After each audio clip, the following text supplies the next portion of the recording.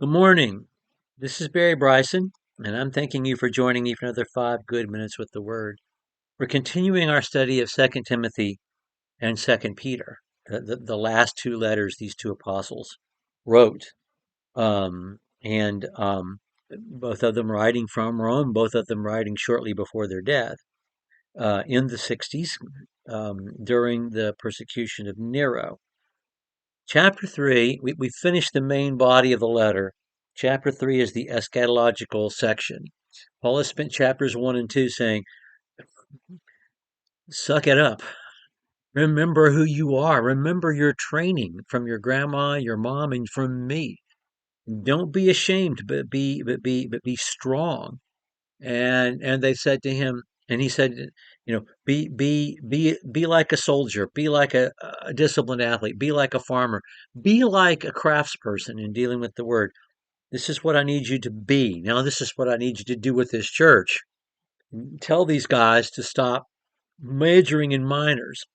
And we find out why in chapter 3, because things are going to go from bad to worse in multiple ways. We'll talk more about this when we get to Peter. But there were two things that they were already facing that we would increasingly face. False teaching, not from the Jews, but from Christians who have a Greek upbringing, a Greek and a Roman background. So new false teachings that they're going to have to face, and increased persecution um, for the next 100 years, really, until Hadrian's rescript in AD 149. And then you have about 100 years where there isn't empire-wide persecution, which then picks up with great intensity with the great persecution in the 250s. So, chapter 3, the eschatological section. We're going to read all 17 um, verses. Um, no, we're not. We're just going to read through chapter 9 and then pick up with that afterwards, because the second half of the chapter is the action item list based upon the truth of what is about to happen and is already happening. I call this eschatological end times, but what he makes clear is they're already in the end times. So this is what's starting to happen now and will continue to happen until Jesus comes again. Verse 1. Realize this, that in the last days difficult times will come. For men will be lovers of self, lovers of money, boastful, arrogant, revilers, disobedient to parents, ungrateful, unholy, unloving, irreconcilable, malicious gossips without self-control, brutal, haters of good, treacherous, reckless, conceited, lovers of pleasure rather than lovers of God, holding to a form of godliness, although they have denied its power. Avoid such men as these, for among them are those who enter into households and captivate weak women weighed down with sins, led on by various impulses, always learning and never able to come to the knowledge of the truth. Just as Jannes and Jambres opposed Moses, so these men also opposed the truth, men of depraved mind, rejected as regards the faith. But they will make no further progress, for their folly will be obvious to all, as also those two came to be. Okay, um, we have a long list here, and we're going to have two other long lists. Paul ends this letter by making lists of virtues and vices, and these lists kind of make a chiasm as well.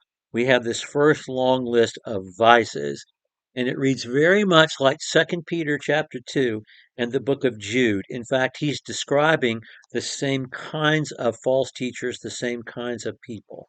And so when we look at these lists, we see a theme that kind of connects all of these. These are people who are narcissistic, selfish, self-centered, because they are focused on the self and put forward the self and make everything about themselves. They are ill-behaved, they are untruthful, they are violent and malicious, and they are arrogant. And all of these sins are wrapped up in this narcissism, this focus on the self, making the self most important. Narcissism leads to bad behavior, maliciousness, and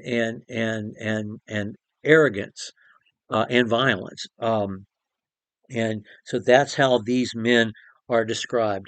But they wear a facade of godliness, all the while denying it internally and denying it also externally in their actions. You can tell by their fruits that they are not godly men. However, the thing about a narcissist is that a narcissist is often very charismatic. And we see this throughout history. The 20th century um, was filled by men who came upon the world stage as narcissists and who led away populations, excuse me, with a populist movement, which is really not populist at all. It was about them. I'm thinking about Stalin. I'm thinking about Hitler. I'm thinking about Pol Pot. I'm thinking about Mussolini. Men like this, and there are the minor um, tyrants and martinets in any walk of life and in any endeavor who similarly with their charisma, the charisma of their narcissism, lead others to focus on them, and because of their charisma, certain people are quite susceptible. At Ephesus, the people who are susceptible are women. He's not talking about women generally. He says certain women who are weak.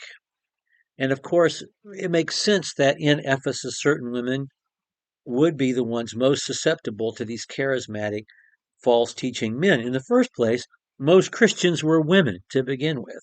And also women, whether they were Jewish or Gentile, whether they were Jews or Gentiles, whether they were raised in a Jewish home or in a Greco-Roman home, were not well educated.